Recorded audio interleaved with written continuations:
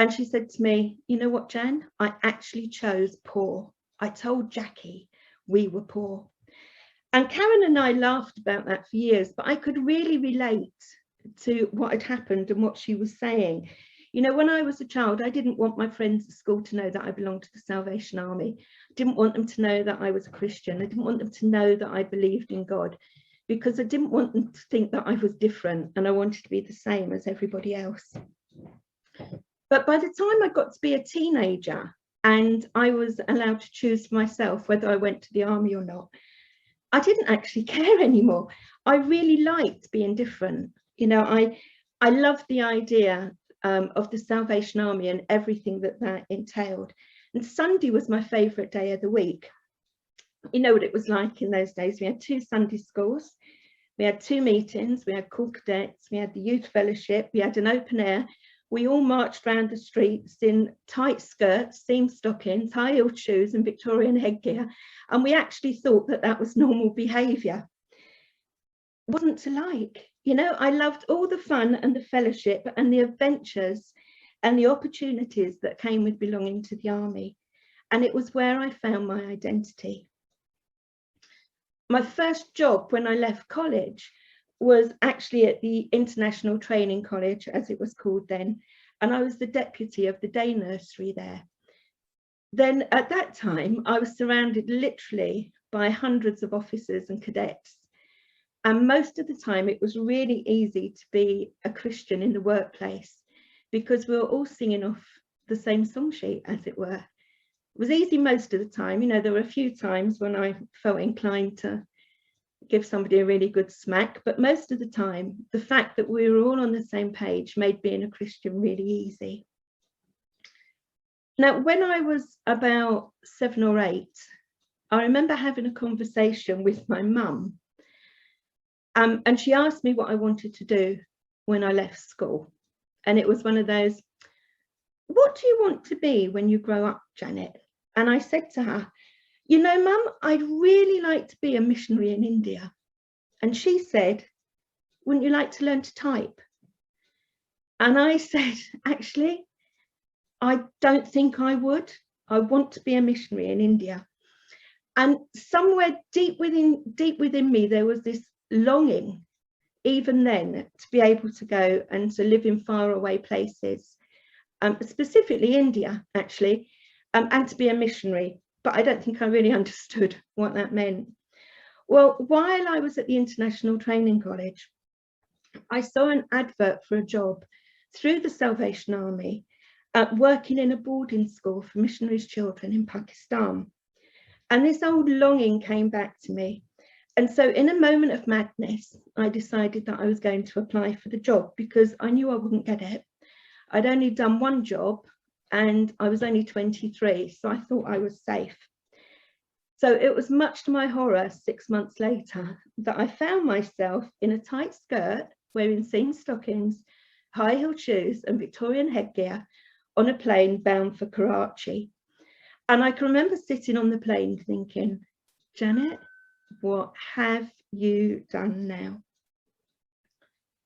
The school was in the Himalayas and a most beautiful part of the world. We could actually see the Himalaya from our bedroom windows. It was incredibly beautiful, but for me, it was hell. The school was run largely by fundamentalist American Christians, and here I met a God that I didn't know, and I didn't actually like him very much. He was quite angry and he was vengeful, and it would appear that he was out to punish me for every misdemeanor that I ever did. And the best way to keep him sweet and to stop him from being angry with me and punishing me, and to save myself going from hell, and to save myself wandering off the straight and narrow, was to live by a very strict code of conduct. So we weren't allowed to drink and smoke, which wasn't a problem for me, being Salvo and everything. But it was a problem when I had to explain to a 6-year-old French girl that actually her mum and dad probably weren't going to hell because they liked a bottle of red wine with their dinner most nights. We weren't allowed to play cards because that was the devil's tool. So it was quite unfortunate when I got caught playing gin rummy with the captain, especially as at the time we were playing for Matchsticks. We weren't allowed to dance because that could lead to something else, but nobody would ever tell us what the something else might be. We weren't allowed to go to the cinema because it was the devil's house. We weren't allowed to read non-Christian books or listen to non-Christian music because it might pollute our minds. And we weren't allowed to have non-Christian friends because they might drag us off the straight and narrow and take us into darkness. The Bible was pretty much taken literally, and in the science books, all the pages that dealt with evolution had been stapled together so that we couldn't read them. And the passages in the Bible that were about breasts or bosoms, or concubines or any such thing, they were all inked out with a big fat black pen. And one mum actually said to me, "I'd rather you frightened my child into heaven than let her go happy into hell." And I still think that that's possibly one of the most scary things I've ever been told. And after I left, one of the little girls that I used to look after told me that the lady who replaced me used to spank them with the devotional books when they were naughty because she wanted to beat the Bible into them. So you can imagine, after 2 years when I was out of there, I was pretty battered and quite sore, and I wasn't entirely sure that I wanted to be one of those Christian things anymore. But while every religion's got its villains, I do believe that every religion has its saints. And my next job took me to the Salvation Army THQ, where I worked with and met some really amazing people. There was Rosemary. She was this incredible Australian officer, and she could spot a need and meet it with compassion before the rest of us had even noticed that somebody was in need. And she and I shared a house at Joyland, the children's orphanage. And even in those days, I hated shoes. And she used to say to me, probably 5 or 6 times a day, "Harry, where's your flip-flops? You might tread on a scorpion." And I think it was probably the way she used to say scorpion that stopped me taking her terribly seriously. But one day I was at home and reading a book, and Rosemary came in from outside and she'd got bare feet. And I said to her, "Hainsey, where's your flip-flops? You might tread on a scorpion." And she said, very matter of fact, "Oh, I just gave them to Shalcott's grandma because she didn't have any shoes and it's quite a long walk to the bus. And I thought her feet might get sore." And somewhere in the Bible, it says something about if you see a man without a coat and you've got to give him one of yours. And I'm sure Jesus would have meant flip-flops if he'd got round to it. And off she went to find something to put on her feet. And then there was David. I was his secretary in Lahore, but previously to that, I'd worked with him on the Afghan refugee project up on the borders of Pakistan and Afghanistan. And at that time, the army was looking after 150,000 Afghan refugees. So it was quite a big project. He really had his hands full. And we had this amazing guy called Jelani, who was a very educated Afghan who'd had to leave Kabul because of the war. And he was really David's right-hand man. So if anybody had got any bright ideas about something we should do in the camps, then we'd always run it past Jelani. And if Jelani said yes, we'd do it. And if Jelani thought it was a stupid idea, then we didn't. But it also helped that Jelani was absolutely drop dead gorgeous. And when it was my turn to go into the mountains with the emergency relief, where we used to take tents and tea and cooking fat and blankets and, like emergency supplies for the people that were just arriving, David used to send Jelani with me to make sure nobody tried to kidnap me. And one day we were out and he said to me, "Miss Ab, there's something about David Burrows. There's a light that shines out of his eyes and I want to know what it is. One day I will go home again, and when I do, I'm going to take a Salvation Army flag and I'm going to fly it in my window in Kabul. and I'll fly it because of David Burrows. Well, eventually, after many, many years, Jelani did go home. And in fact, he was recently made the government minister for finance in the country. And I often wonder if there is a flag, a Salvation Army flag flying in Kabul. And if there is, I know why it's flying. It's because of David Burrows. But what an incredible thing to have somebody say about you. There's a light that shines out of your eyes. And then there was David's wife, Jean.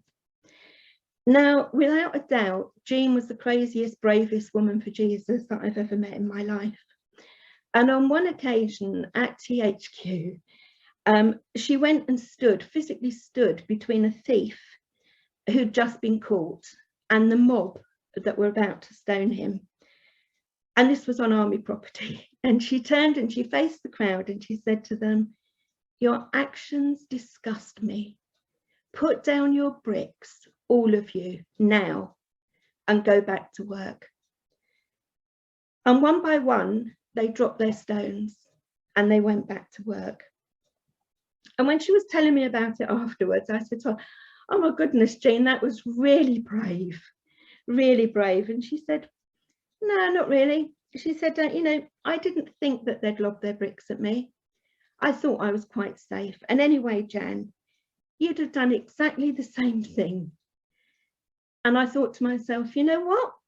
I don't think I would have done. I don't think I would have done. But Gandhi, the great Mahatma Gandhi, he used to talk about the evangelism of the rose. He was annoyed with the tactics that some of the missionaries were using with the poorest and the most vulnerable people that were in his country. And he said this: "A rose doesn't have to preach. It simply blossoms where it's planted, and a fragrance is so beautiful that people are attracted to it to know more." You see, the world doesn't actually define us by what we believe. It defines us by the way that we live.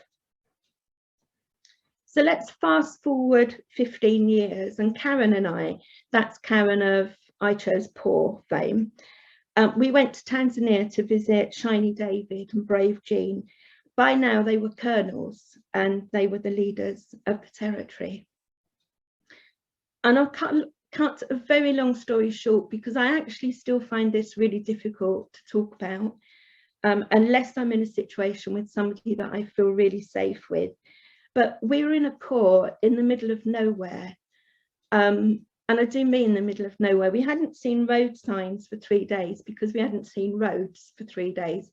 We'd just been bumping over rough tracks and driving in and out of trees. And there was no electricity and there was no water. And a very kind lady would walk 3.5 miles in the morning to the river and 3.5 miles back with half a bucket of water for Karen and I to share to wash in. There was not much in the way of food. All that there was to eat was rice and spinach. And there were no mobile phones.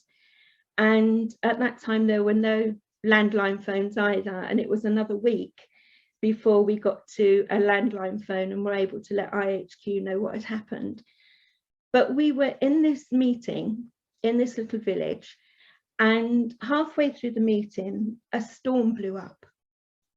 And the building wasn't strong enough to take the ferocity of the storm, and it collapsed while we were all inside it. Some of us were able to dig ourselves out from under the rubble, and then because the roof had come down in one piece, and that's really what saved us all, we were able to go to the end of the building and climb out of a gap between the roof and what was left of the building. And once we were out, then we were able to dig out the people that had not been able to free themselves and to crawl out. And when the storm died down, the lovely Tanzanian officer that was looking after us said, "I need to get you out of the village now." And we were like, well, why? Because we've got 3 nurses here and there are so many people that are injured. And he said, because this village isn't Christian and there's a lot of black magic, they may think that you have made this happen. So having just survived a collapsed building and being buried alive in the rubble, we were bundled into a Land Rover and chased out of the village by a lynch mob that wanted to tear us limb from limb. It was quite frightening. And I've still got many vivid memories of that day, and some of them are still quite horrific. But there's one that really stands out, and that was a couple of days later. We were going on to the next place, and we had to go by Rungabora, which is where this had happened. And I didn't want to look in the direction of the church because I didn't want to see all that devastation again. And so I was looking in the other direction. And through the trees came the Salvation Army officer with a big sack of rice on her head, because she knew that the people we were going to in the next village didn't have enough to eat. So 2 days previously, her church had collapsed. One of her junior soldiers had been killed. 20 of her soldiers were in hospital with broken arms, broken legs, broken backs, broken necks. And the thing that she was thinking of was the people in the next village that were hungry and sharing what they had with them. You see, the world doesn't define us by what we believe. It defines us by how we live. So suffice to say, a brush with death that's as close as that, where you actually get to look at the whites of the Grim Reaper's eyes, it's enough to really make you take stock of things. And I was quite surprised to find that it was actually my faith tradition that came under the microscope.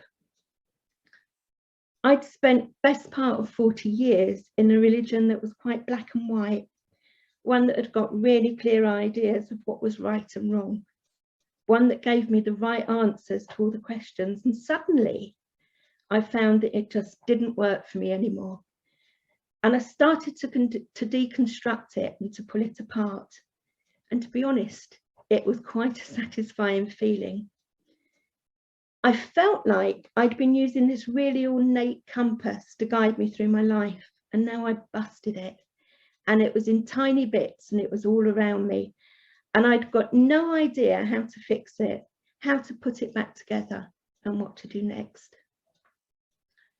There was no one that I could talk to, because all the people that I would normally have talked to about something like that, I knew they were going to encourage me to put it back together the way that it was when I broke it.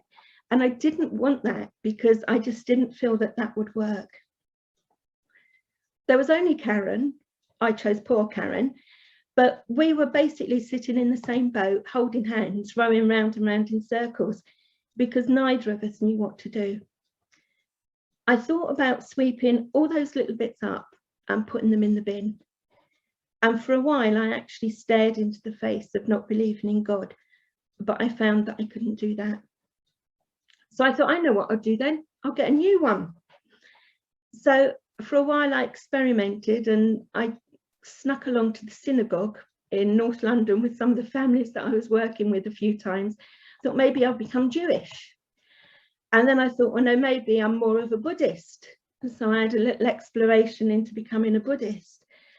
But I realized actually I didn't want to replace this broken story with a new one. I wanted to live within that narrative that I'd grown up in, but I just wanted to find a different way to do it. And I wanted to find a way that would work again.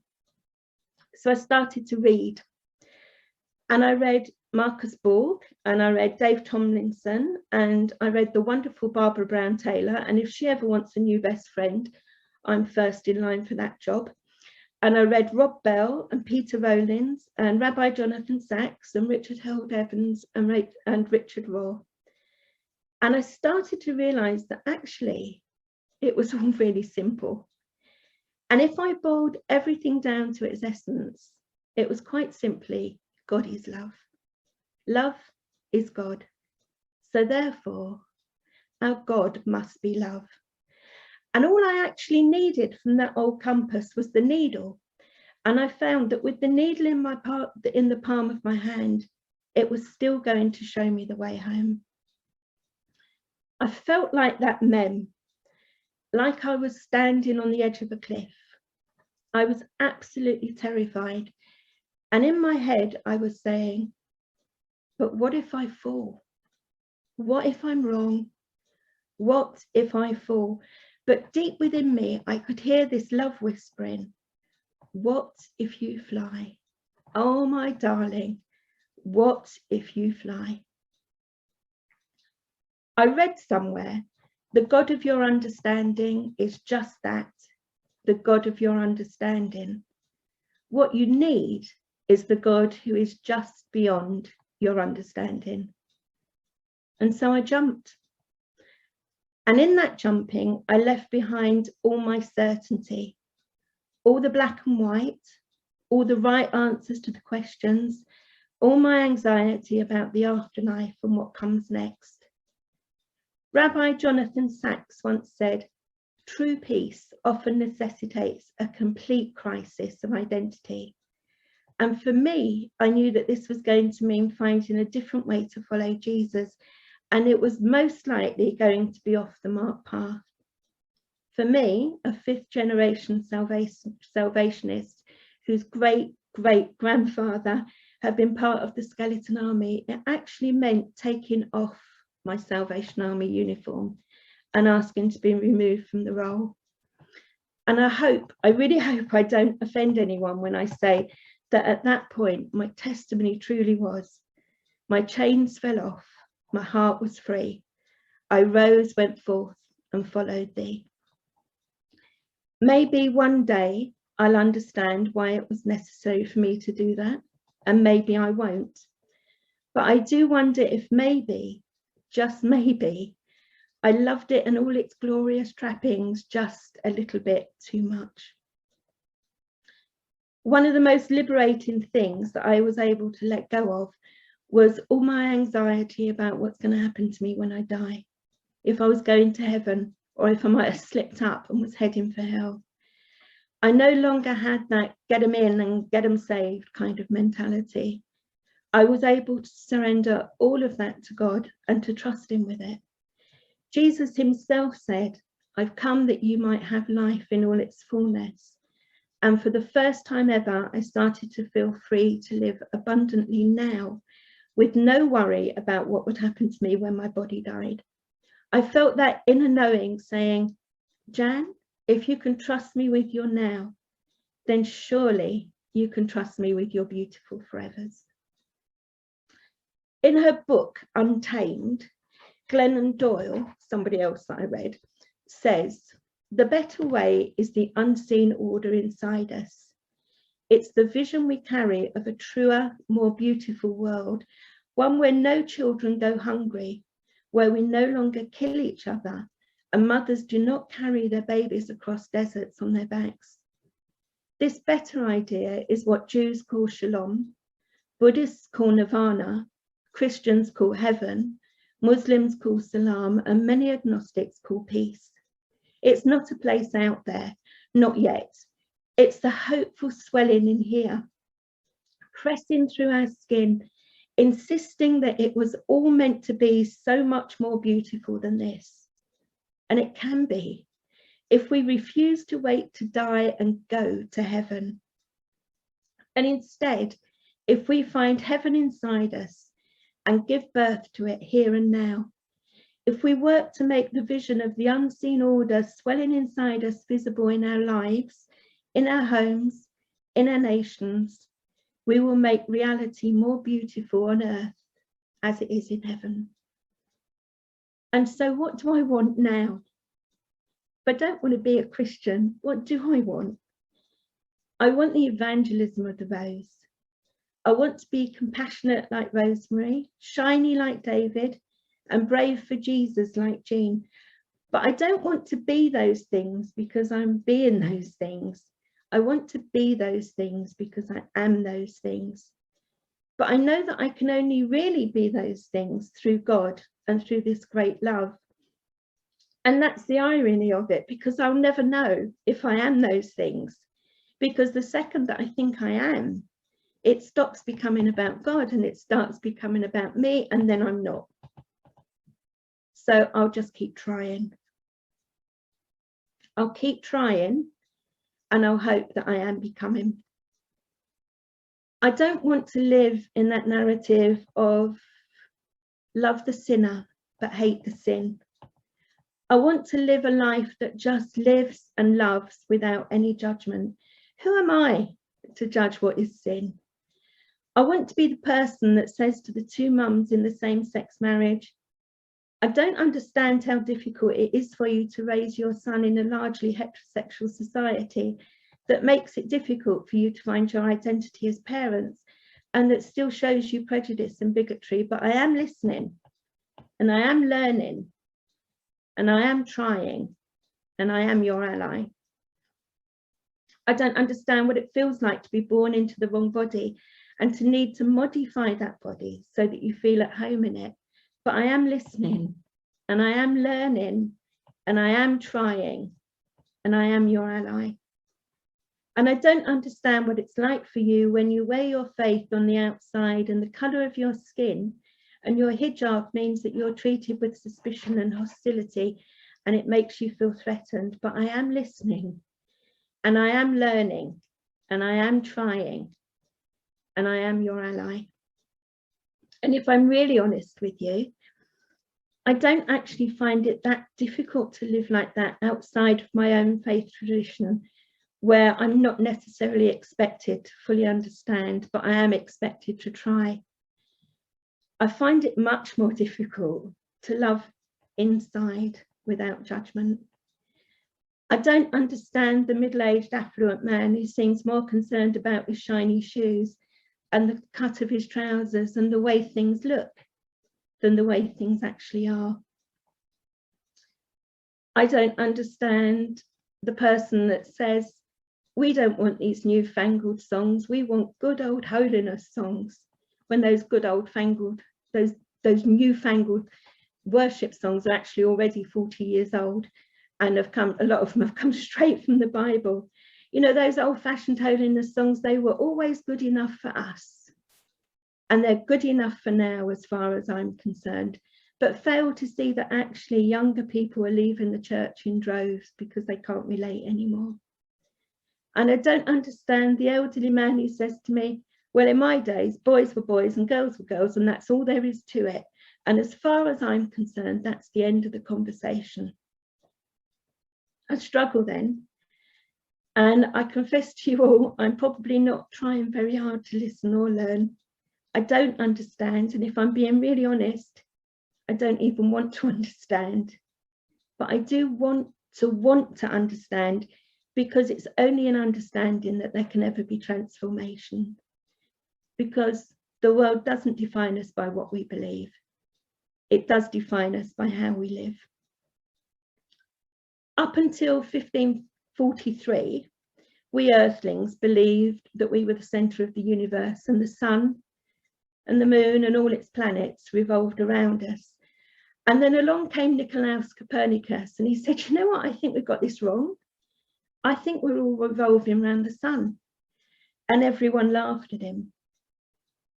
100 years later, his theory was proved right and he was taken seriously.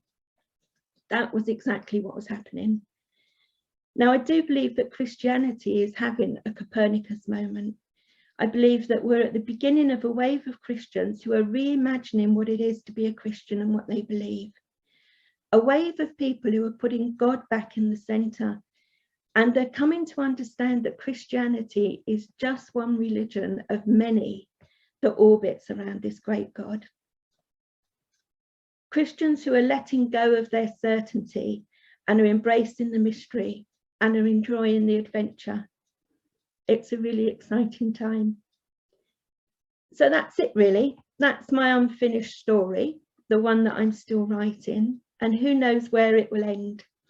But I'd like to leave you with something, just a few sentences written by one of my favourite authors, Arundhati Roy, who basically says in 30 seconds what it's taken me about 20 minutes to try and say to you, and that's this: to love, to be loved, to never forget your own insignificance, to never get used to the unspeakable violence and the vulgar disparity of life around you, to seek joy in the saddest places, to pursue beauty to its lair, to never simplify what is complicated or complicate what is simple, to respect strength and never power.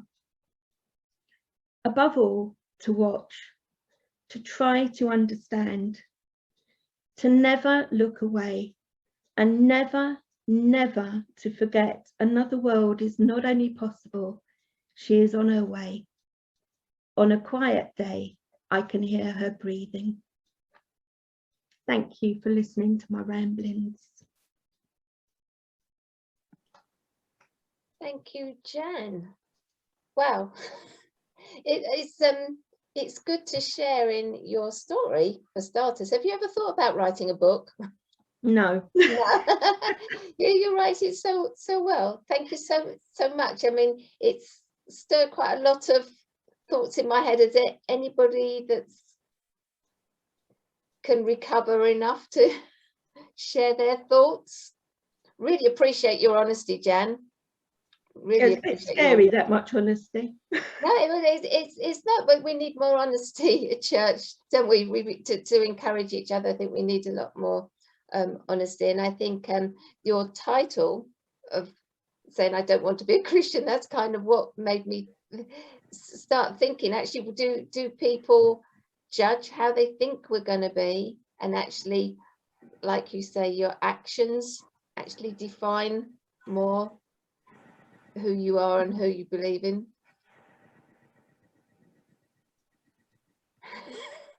I'm looking at you all joining the conversation. Well, I could definitely identify with all the words you started off with, Jan. As an officer's kid, I don't know if Elaine feels a bit similar. Were your parents were officers, Elaine, I think, weren't they? No, was it Wayne? Well, I was one of those that was just of that ilk, that you kept your head down, and if Dad ever came into school, he came in his uniform. Oh no, he's not my dad. Someone would say, "Is that your dad?" And you,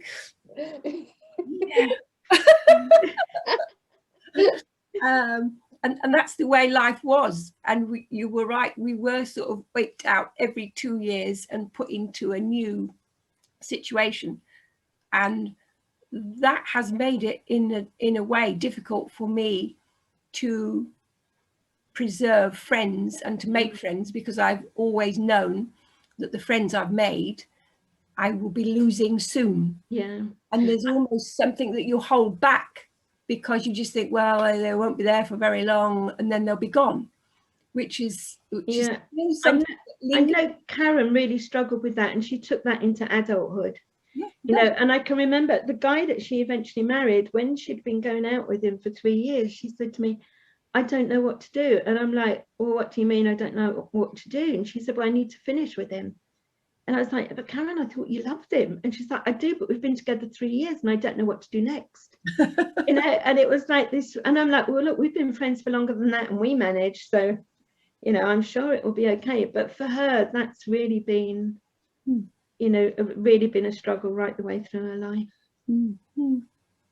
Yeah.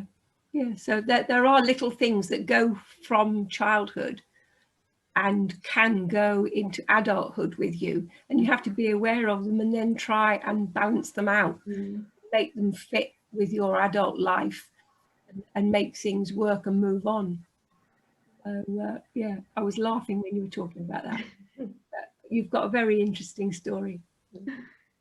There's quite a few things that resonated with me there in Euros, where I was never an officer's kid, but I can remember, because the school I went to was one that was out of my catchment and one my parents chose for very good reasons, but it meant I didn't know anybody at the school that I went to. So my friend had lots of other friends, which is fine.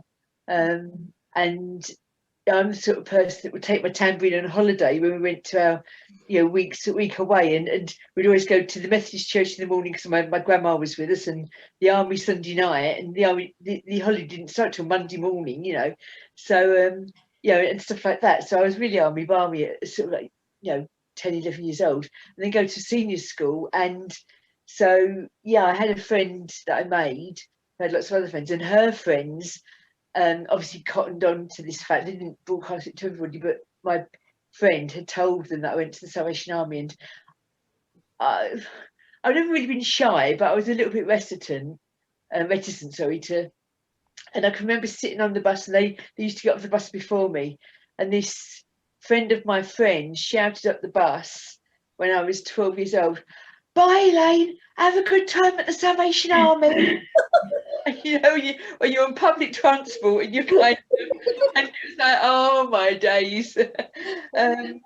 But yeah, like you, I got to that point where actually you get a bit older and you sort of think, actually, my friends are my friends, and you know, it's part of what I am. So I never really hid what I did, or you know what I did. But for me, I mean, I think that yeah, I suppose I don't know how many in the room here.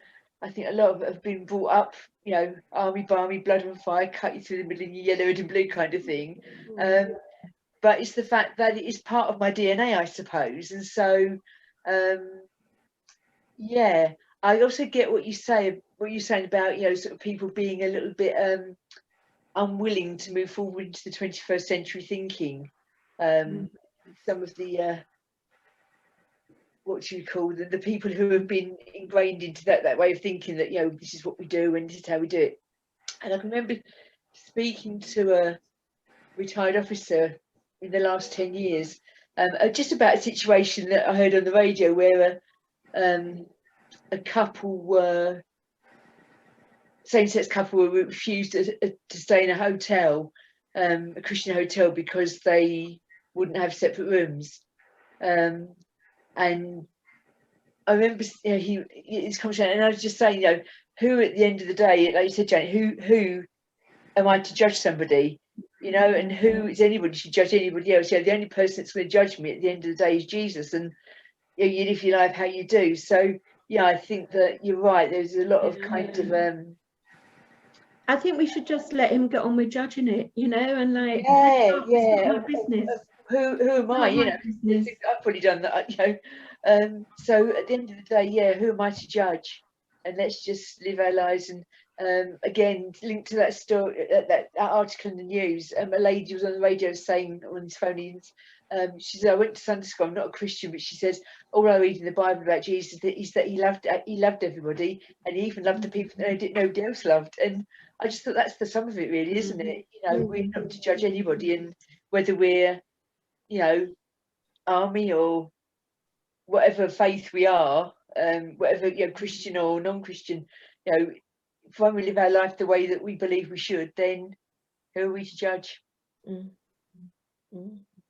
don't know that anybody else, you know, it's like we're walking in somebody else's shoes, you know, unless we walked in anybody else's shoes, we can't judge them. Yeah. So thank you. A lot of things related there. Yeah, that was quite powerful, really. And it wasn't really, it was powerful. Yeah, and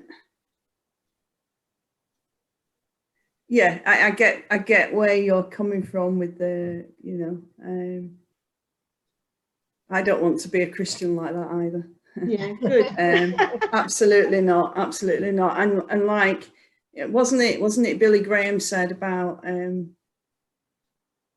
having been speaking to President Clinton after the hoo-ha of all what went on there, and somebody had a go at him, "Why are you mixing with such people?" And he turned around, and I always try to live by this. It's God's job to judge, it's the Holy Spirit's to convict, and it's mine to love. And to love the people. That is what I'm sent to do. He doesn't ask us to do anything different, does he? You know, it's all about, like you said, it's all about loving people, regardless of who they are. You know, who are we to decide whether they deserve it or not? I feel quite angry sometimes when I see and when I hear the church, people from the church, what they're doing to Jesus and what they're doing to God. You know, how they're taking it, well, God's on our side, Jesus said this, Jesus will keep you from hell, you know, and going and parading in places, you know, gay pride marches and that kind of thing with, you know, with their hate. And I just think, well, Jesus just wouldn't have done that, you know, he just wouldn't have done that. And it makes me cross to see that they're using him as a weapon. It makes me really sad. And part of our covenant as officers is to love the unlovable. And that's what I'm called to do. That's what I've signed I will do. And therefore, you love everyone. Because some people might not like me. So, Yeah. do you know what I mean? But, yeah, it's to love, isn't it? We're sent to love the people. And that's what we should do, regardless whether they deserve it or not. We're not, it's not our business to whether they do or not. It's our business to just be Jesus to the people. Yeah. And be as he would have been. Yeah, thank you. That was, yeah, really powerful. Thank you.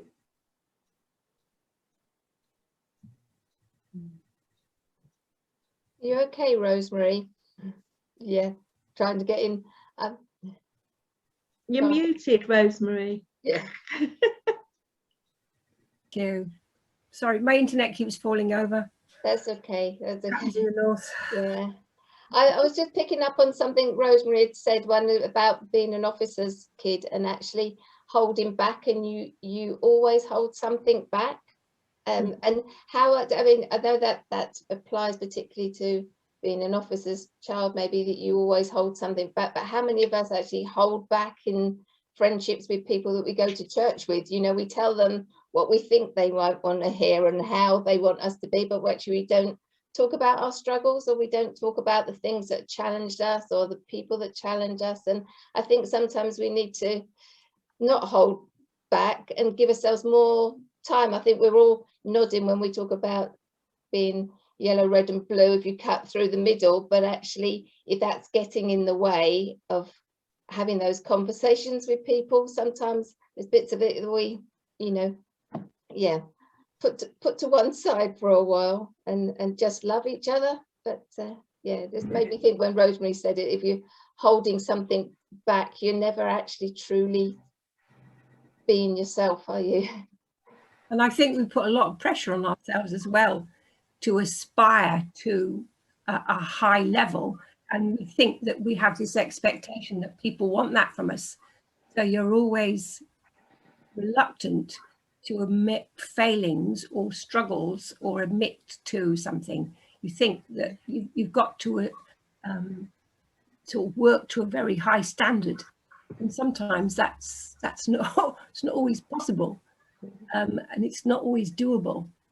And I think that actually can create barriers, Rosemary, and what people need is for us just to be real. Yeah, Yeah. absolutely right. And I think as well that if you live your life as a salvationist, then that can be difficult. If you live your life as a Christian, then that is easier because you're a Christian first, and you happen to go to the Salvation Army with all the weird kind of things that Salvation Army people do. But you know, the fact you're a Christian is the fundamental part, and I think that then makes it easy, because I think that the important thing is to see that you follow the teachings of Jesus, and if Jesus was teaching in the 21st century, I think he might teach a little bit differently, because he taught in the period that he lived in. So I get a little bit kind of upset when people sort of, you know, talk to me about the, you know, I don't know, various things. They'll pick out things in scripture that they think is relevant. You know, if that's Well, the let's case, see what the Bible really says about that. bacon wouldn't be in all sorts, because yeah, that's in the Bible as well. So yeah, you live it to the situation you're living in, don't you? Yeah. I was listening to somebody, or I was reading something the other day that sort of said, you know, we don't want to be a Christian, we want to be a follower of Jesus, because actually that's what we want. Do you know what I mean? Christian can mean any connotation, like you said, Yeah. but being a follower of Jesus is more important than the name Christian. And yeah, it was just something that, yeah, I thought about, I'd read or something, or I'd heard on a podcast the other day.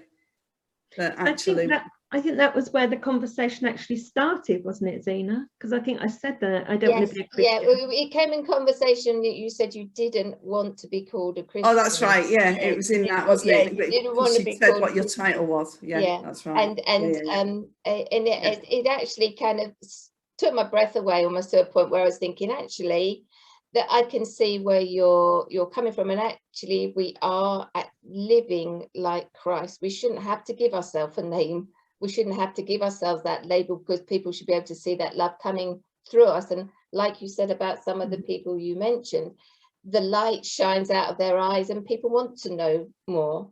And you know, when we're talking about people who don't like songs, there's always going to be controversial things about songs and music, and whether your shoes are shiny enough, if you're wearing the right seam stockings, whether you've got the right color, all of those sort of things that have clouded the issue in the past. If we were actually fulfilling the mission of the Salvation Army, which is to save souls and to actually spread that love, all of these things are just getting in the way if they become more important than the thing that's important.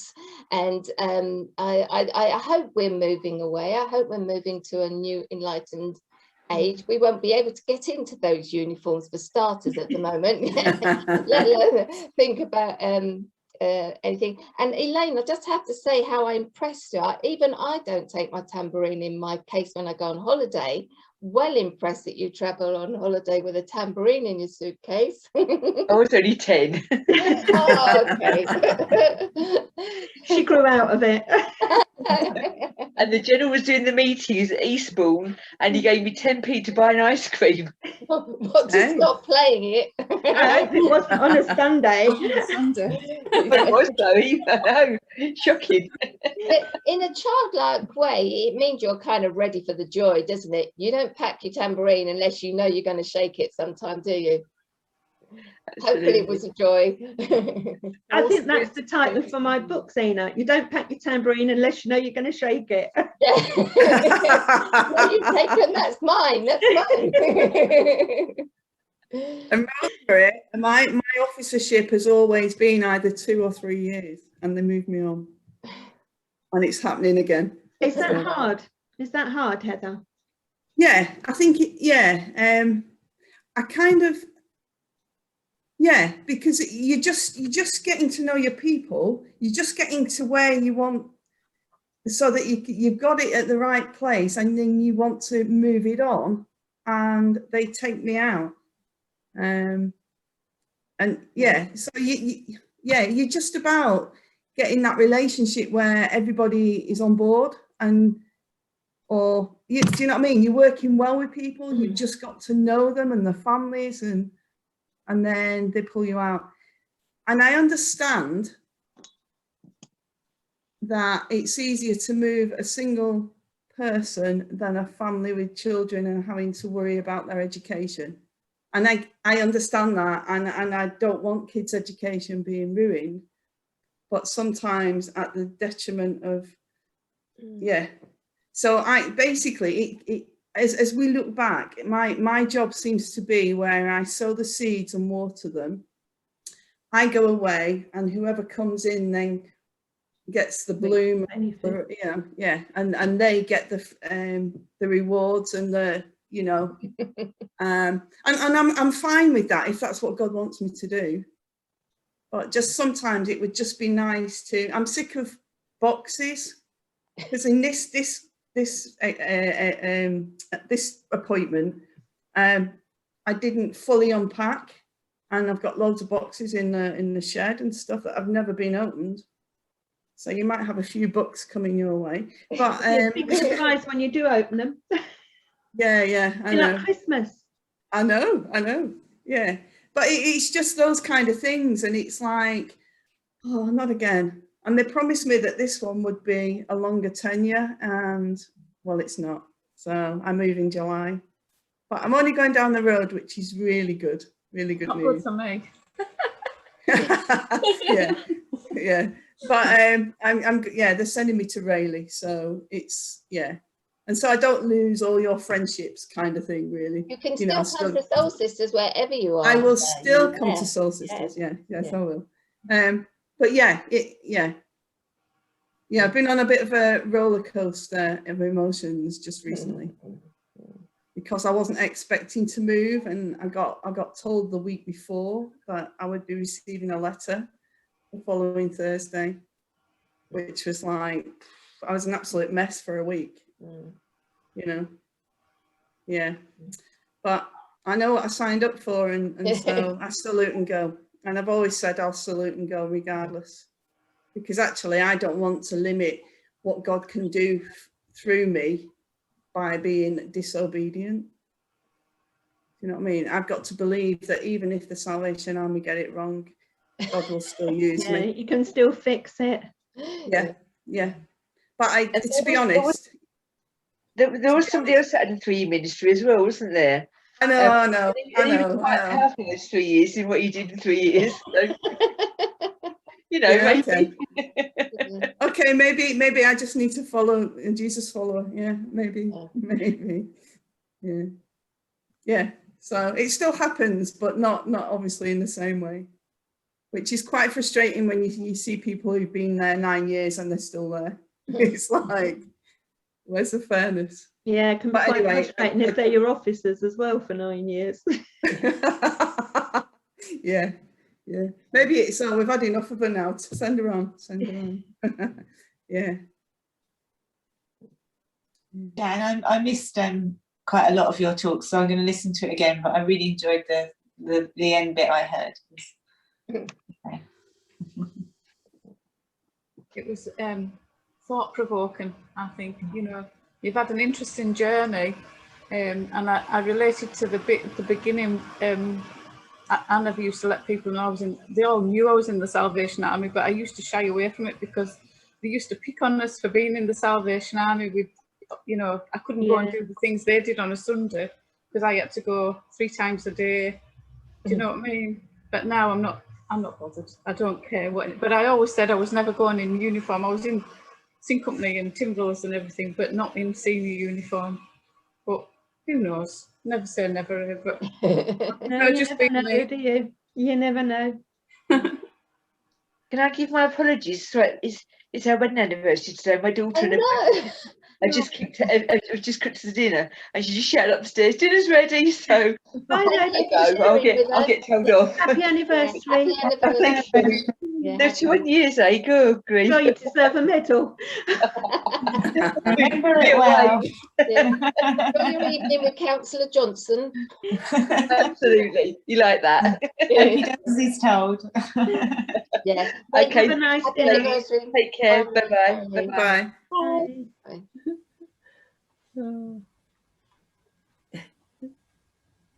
I think it did make me think of sometimes, you know, I think we can all think of either our children or other people's children, or people that have kind of grown up in the Salvation Army but actually choose not to be. And I think sometimes we need to address what we actually do to those children.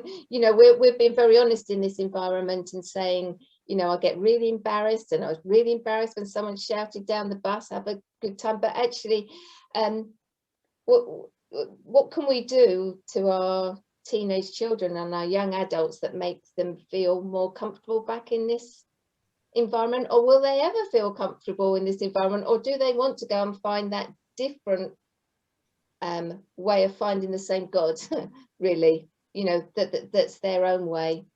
So that's a rhetorical question, I know, but it does make me think when we all talk about our embarrassing youthful adventures. I don't know if anyone saw the programme Oranges Are Not the Only Fruit. It was a series a long while ago. Did anyone ever see? I've read the book. But yeah, and sometimes when I saw it on the television, I just thought, oh, that just looks like me hanging around an open air on the beach while everybody else was in their swimming costumes, and we were in our singing company hats and long white socks and our black shoes and trying to be good. But we weren't doing it because that was our choice. We were doing it because we were dragged there at the time. if I'm being very honest. I can Yeah. look back on it now and think, oh, actually, that was quite good. And I could see why my mum and dad were doing that. But at the time, I wanted to be the kid on the beach in a swimming costume, not the one in their singing company uniform. But never mind. Can I make a confession? Go on. Go on. I was so sad when I was about 13. My friend and I, who was in the YP band with me, we went on holiday and she took her baritone and I took my horn. Please tell me you didn't go to Paris. No, we went to Yarmouth. I really appreciated it. Was it to impress the boys though, Marie? I don't know why. Yeah, I think things are Oh. different now, aren't they? Things are very Yeah. different, and the expectations of what I don't do it now. Yeah. Oh, dear. Thank you ever so much, everybody. I don't want to keep anybody. I know we haven't all got anniversaries tonight, but I think it might be the Bake Off final or something dramatic like that at the moment. But it's been really good to share thoughts, and I hope it gives us something to think about. But I know Jan has a blessing that she wants to leave with us, so we have a quick prayer before we go. Thank you, Jan. May your eyes be open to the wonder that surrounds you and your sense of mystery be deepened. May you be aware of the light that shines in the darkness and know that the darkness cannot overcome it. May you be blessed with companions on your journey and with friends who will listen to your tale and encourage you with their presence. May you find a still, quiet place deep within you where you find that peace that passes understanding. May love flow in you and through you to those that need to find in you God's care. May you continue to dream dreams and reach out into the future with courage and with faith. Amen. Amen. Amen. Thank you. Thank you so much, Jan. you. I think that's what we've got to do, haven't we? We've got to reach out into the future with faith and actually take all of those things and just keep that compass there. I really appreciate your preparation that you put in and preparing your story. And don't you read a lot, Jan? Yeah. Don't you read a lot? Look at those I'm telling books. you Look what at I'm reading at the moment. Our next meeting is Wednesday, the 12th of May, and Lizette Williams will be joining us at the officer at Basildon. I think she is at the moment. So you want to put that date in your diary. Thank you ever so much, Jan. Really, really big thank you. And thank you for You're your welcome. honesty and challenging us with what you've said and giving us something to think about. Appreciate it. Thank you. And thank you everyone for joining us. It's been really Thank nice to you. see you. Thank you. Thank you. Yeah, God bless. Yes. Bye.